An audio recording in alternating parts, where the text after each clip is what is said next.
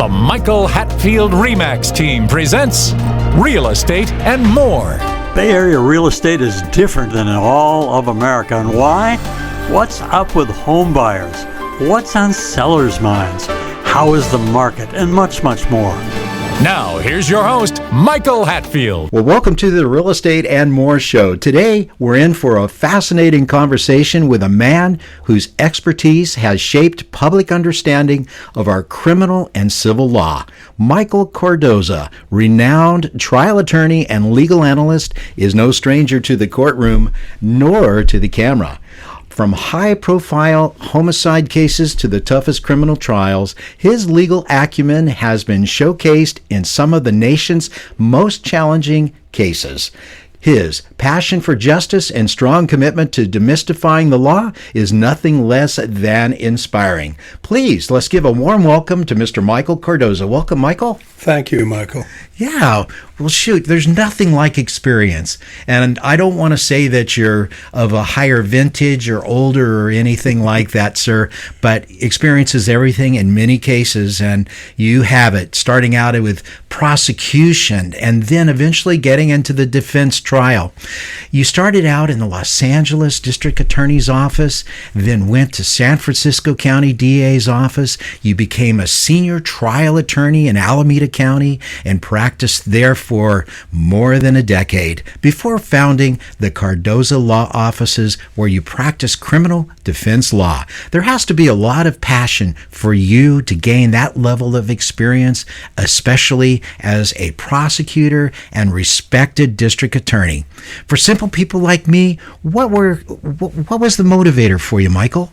Well, I've got to tell you, when I was in law school, and I think it was my second year, took a class called Evidence. And I had no idea where in the law I was going to end up. But our evidence teacher, honestly, was so inspiring. And as he taught us, he was very practical. And he would talk about cases, a lot of civil cases. We do civil law too. And as I listened to him, I thought, I want to do that. I want to be a trial attorney. I want to try big cases. And I remember, and for the people that are a little bit older out there, I thought to myself, I want to try cases that are above the fold. Now, a lot of people are going, what's above the fold? Well, that's when we didn't have all this media that we have nowadays. And high-profile cases were on the front page of newspapers, and newspapers were folded in half, and above the fold meant headlines. And I thought, I want to try headline cases. So that's exactly where I pointed my career. Man, you have done it for sure. Well, for simple people like me, what are the primary steps in the legal process from when a person is first accused of a crime before his case ever gets to trial? Well, it's interesting because when people are accused, most people that hear about it, radio, television, newspaper, whatever, they go, oh, they're guilty. And here's something that I talk to my clients about this, because when I do high-profile cases, I instruct them they are not to talk to the press. I will do the talking, because anything I say cannot be used against my client. If they talk, no matter where, it can be used against them. The most innocent comment oftentimes is twisted either by the press, the police, or the DA's office, or it can be. So what I tell my clients is, how many times you look on television or hear on radio, oh, I have no comment. What's your first thought when you hear that? There might be guilty. Yeah, exactly. Yeah. And I say you are not to say no comment. If anything, if they really corner you, you are to say, I'd love to talk with you, but my attorney, Michael Cardoza, says I can't. In fact, he sort of threatened me if I did, and I do threaten them a little, saying you are not to say no comment. Tell them you'd love to talk to them, because they would, and explain your half of the story, and then leave it at that. And that's a much better soundbite for them. Absolutely. So what is a good description of a trial attorney in your mind? How do you define a trial attorney? Isn't it just a whole specialty by itself. I know that with your law offices, you probably have research and you have investigators and lawyers that all come together. But then when it goes to trial, they want the guy with the most experience, which just happens to be you. Yeah, they do. I mean, people are pretty clear about that at times. They want to be sure that I'm in court. And a lot of them, and I explain this to them because they become a little unreasonable at times. Say, well, I want you at every court appearance. No, you don't need me at every court appearance. If it's just to go in and say we're going to continue this case a month or we're moving it, so you don't need me to stand there and do that. So I have other attorneys in my office that are outstanding lawyers that they make appearances for them, but they do demand that I try the case, and that's what I do. I mean, I love to be in a courtroom in trial. It's tremendously stressful, but it appeals to all sorts of different facets of my personality because I love the intellectual interplay. I love the theatrics of it because you really are performing in front of a jury, and how you do that, you learn it through the years. And one thing I will say, if there's any aspiring trial attorneys out there, you've got to not be afraid to try cases. Don't be afraid to lose. A lot of trial attorneys are afraid to go to trial, and sometimes they sell their case a little short, or they plea bargain a little short of what they really should get because they're trepidatious about going to trial. And a lot of attorneys, and this is, I'm shunting off a little, whenever I hear an attorney say, I've never lost, you know what jumps into my mind? You're not telling the truth. That's number one. Number two, you haven't tried many cases. And number three, if you hadn't tried many and you haven't lost, then you've tried cases with videos and all sorts of evidence that anybody could win the case almost. And I'll jump off that a little because there's no such thing as a sure winner in a trial. You never know what a jury will do. A la O.J. Simpson. Who would have ever guessed in that case that jury would have walked O.J.? There are all sorts of reasons that happen.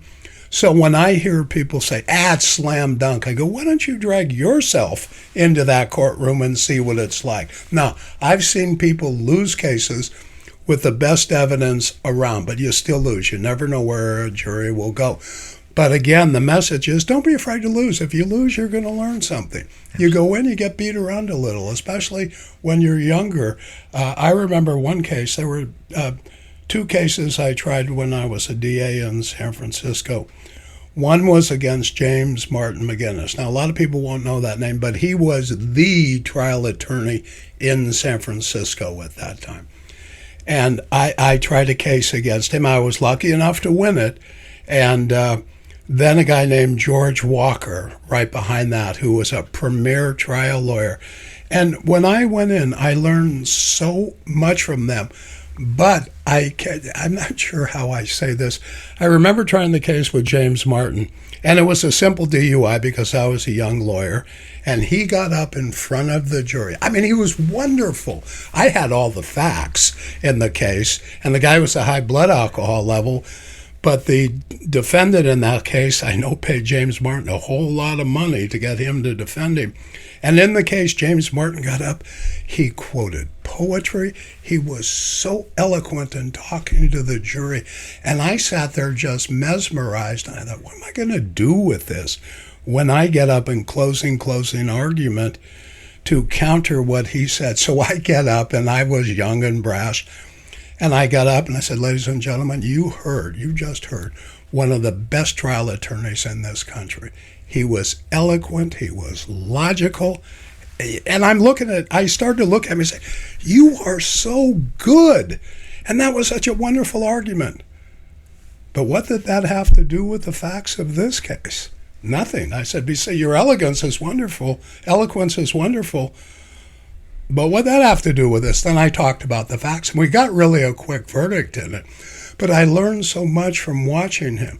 Then with George Walker, I was really schooled in a couple things by him. But that's how you get good. Don't be afraid to lose. Absolutely. I don't know if you knew this, Michael, but I spent a lot of years with Delta Airlines. Okay. And the last few that I spent was in the check pilot, the FAA designated check pilot regime. And we would do check rides with captains and their crews that would need it every year. So I'd sit on the jump seat and I would know what the procedures would be, but I'd see him fly it just a little bit different. Oh, I never thought about that.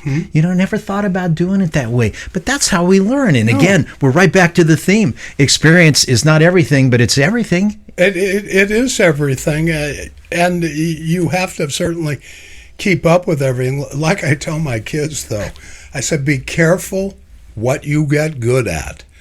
Make sure you love it. I happen to get into a career that I absolutely love. I mean, to this day, I still love doing what I do. But there are a lot of people that get good at something and they're miserable in their life because they just don't like the job or what they're doing.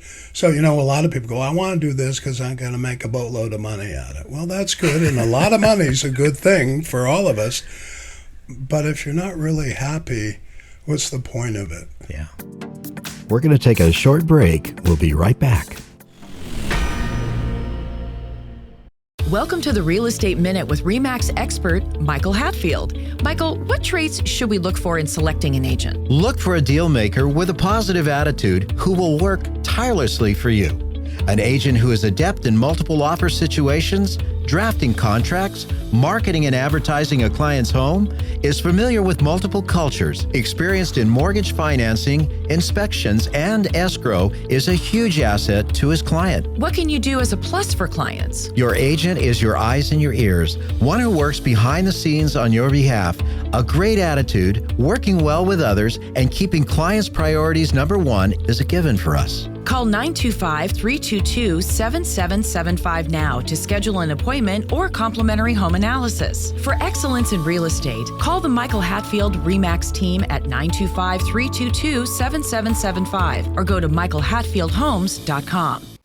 Working with Michael and Nancy, I was a first-time home buyer and I was very nervous about the process. I didn't really know what to expect.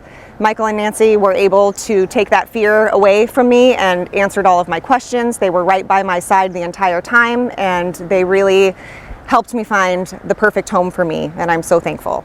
Mike? Well, we were in the market to buy a house in Pleasanton for a very long time. So we saw this beautiful house. We walk in, we see Michael and Nancy. We just absolutely loved this house. Michael brought in a wealth of knowledge and experience to the whole home buying process. He was very professional, and both Michael and Nancy went way above and beyond to help us and to help us achieve the house of our dreams.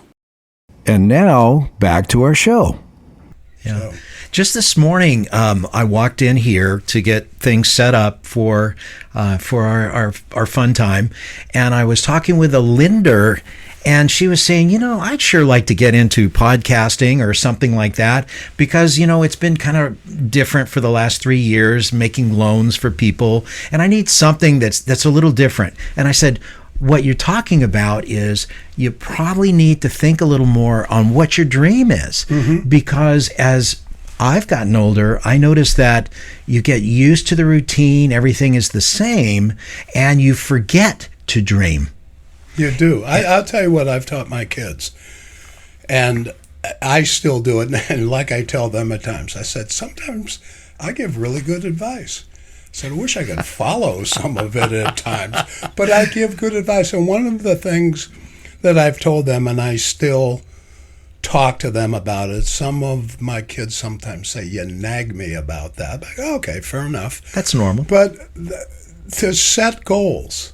And I think it's really important to sit down like at the beginning of the year, and if it's not the beginning of the year, other times, you sit down and you think, what do I want to do this year? What goals do I have? And you've got to write this down. You can't just think about it. There's some magic in writing goals down. And you write down at the end of the year, for example, if you're in school, I want to get all A's, or I want to get an A in this class, or a B, or I want to read so many books. And then you break it down into monthly goals. Then you do daily goals. And every day you get up, you look at your goals, and you say, today I'm going to get this accomplished. Now, a lot of things, I tell them, don't put too many things down on your daily goals. Don't do that. Too many. Do 1 or 2 or 3 and make sure you get those done. If you don't get it done, that's the first thing you do the next day. But when you write your goals down, it focuses you. I want to sell so many homes. I want so many listings. You write it out, and then you work. I go, oh my God, I only have 2 listings this month. I better get hustling about that. And I'm going to sort of shunt off on you a little. When you talk about the lady in the loan business, I'll go back a little. I grew up in San Francisco. My dad was president of the police commission. I graduated law school. I didn't want to work in the San Francisco DA's office because of my dad being president of the police commission. That was under Joe Alioto when he was mayor. So I went to LA, and then from LA I spent a couple years there, then back to San Francisco. Then I jumped to Alameda County, where I was there 13, 14, 15 years. Something like that. But at the point when I finally decided I need a rest, because I tried over 50 murder trials, and I go, man, I'm running out of steam. I went in to a savings and loan to work, and everybody thought I was nuts. Yeah. All the attorneys go, what are you doing? You're a trial attorney. You try murder cases. You try high-profile stuff. What are you doing? And I said, I just want to go learn something else. I said, a lot of us lawyers are lousy businessmen. We don't know anything about real estate. We don't know how to invest. And I thought, okay, I'm going to do that. So I go into the savings and loan business. I laugh because they're going, how boring. When I went in, when Keating and the boys from Arizona and everything went in the tank, and FISLIC, FDIC was on savings and loans and banks. And I'm working at a savings and loan in the loan department, running the loan department after 6 months. And I learned so much there. I only worked in that business for 2 years, but I learned so much. Then when I got back into trying cases again, because people, after I left there, people would come to me. I thought, well, maybe I could do defense. I can try loan cases. I've represented loan brokers, and the government prosecutors were always astounded when I crossed their experts. I go, let's talk. Is it an adjustable we're talking about? Are we talking about another type of loan? And I'd go through loans, and I understood the language. I understood, with my abilities to cross-examine. It all helps. So every experience in life, when you're a trial attorney, you bring to the table in your ability to cross-examine. Yeah, for sure. Want to get this out of the way. Most of us have seen Michael's appearances on Oprah Winfrey, 60 Minutes, 48 Hours. He's performed as a legal analyst on CNN's Larry King Live, NBC Today Show, Fox News, and others. He's currently a legal analyst for Fox News Channel 2 television. We are so blessed to have him on the show today. Yeah, I also do Cron, too. He does Cron for. In San Francisco. They're kind enough, actually. Every other Thursday in San Francisco, I sit down with their anchors for about 10 minutes. And I find that's really fun because you talked about communicating with the public. A lot of the public doesn't understand what goes on in courtrooms or what goes on, like the Momeni trial that just happened. Yeah. They really form opinions and don't, well, why are they doing that? What's this? And I've got an opinion. Okay, fair enough. You got an opinion based on what? The little you hear. Didn't they put him on the stand? They had to. Yeah, and then you were commenting on that when what I saw, and your comment was spot on. And what was that again? Is that well? What happened was, if you remember, Momeni said it was self-defense. We went out from my sister Kazar's house. There's a long story there, but they went out. They got in a car. They drove to Point. He said, "I made a bad joke." This was Momeni that said this, and this was what the defense was putting out. He made a bad joke, and Bob Lee got upset and came after him with a knife, and the jury found that not to be credible at all. But in order to get a self-defense before the jury, your client has to get up and tell the story. Now, most defense attorneys are loath to put their client on because you lose all sorts of control when you put them up there. You do mock cross-examinations. For example, in the Scott Peterson case, I was the one that the defense hired to cross-examine Scott Peterson in a mock cross before he was supposed to testify. I guess blowing a little smoke. After I was done with him, they decided not to put him up, okay, because he wasn't going to do so well, apparently, they thought. And in this case, they had to put Momenti on the stand. And I would assume they prepared him like crazy. But once he hits the stand, and I tell my clients this all the time, move up in the chair, sit on the edge of the seat, pay attention, and don't get cocky when you're up there. Don't think you're brilliant. Don't think you're going to outthink the DA. You answer the questions, but don't relax. When clients, defendants in criminal cases get on the stand and you sort of see them leaning back and they think, oh, I'm doing real good here. Yeah. And no, you're not. You know, and what happened to Momenti? His personality came out on the stand. He started to argue with the DA. He was asking questions of the DA. He was told a number of times, quit asking questions. You don't get to ask questions here. Jury watches that and goes, whoa, if you're like this on the stand in a controlled situation and you're this obstreperous, what do you like on the street? My Lord. Yes. And that's why defense attorneys don't like to put their clients up, but they had to in this situation. Because he was the one that was saying that I did this in self-defense. Exactly. So he had to state what his case was. And if he did, so they had to put him up. Exactly. But a defense attorney would never want to put up a client, as you said. But what about a prosecutor wants to get him up there, correct? Well, of course they always want to get them, but they can't call him to the stand. He has the right against self-incrimination. Yeah. So the only way a defendant in a criminal trial gets on that stand is if he or she, the defendant, makes the decision. It's not even our decision, although we try to influence. Now, if you have a really good, intelligent client that you believe that's articulate and can get up there and tell their story, then you want to put them up. But there are times when I've voir dire juries and I know my guy's not going to testify. I know my defendant's not going to testify. I begin to, talk to the jury and say, you can't consider that. You can't carry that bit of information into the jury room and say, well, he didn't testify. He must. You can't do that.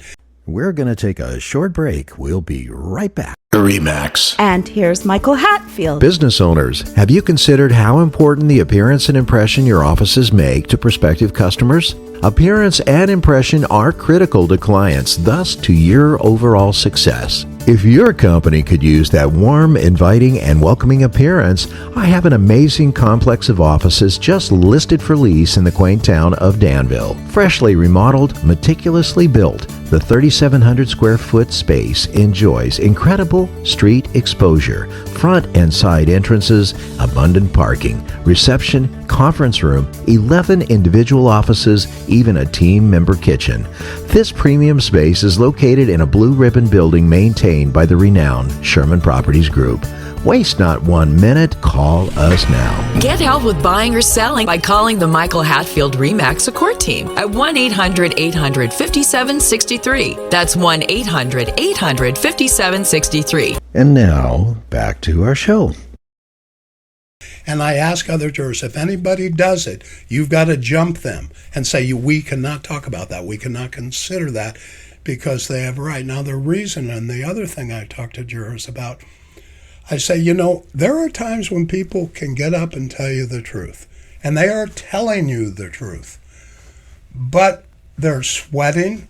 They can't quite get some words out because they're so nervous. Emotional. And emotional. And I said, there are reasons that sometimes we don't, even though he didn't do this, there are all sorts of reasons. They look fidgety, that just because of their personality. So I say, and that's why you can't consider why they didn't testify. Because the reason isn't because he didn't do it or did do it, he doesn't want to talk. No, there are other reasons, and you're not to explore any of those. But it is tough when you put someone up, and it is because as you're sitting there as a defense lawyer, your heart is going, you're about to have a heart attack sitting there, and I'll tell you one story. I put a guy on the stand who I said, you're not going to testify. I said, you cannot tell a story. You're too volatile. I'm testifying. I said, my advice to you is do not get on that witness stand. I'm getting up there. I don't care what you. I said, you're right. Okay, I prepared him. He got up there. I said, do not react to the DA. Do not do it. He will try and dig at you and get you upset. Be calm and collected.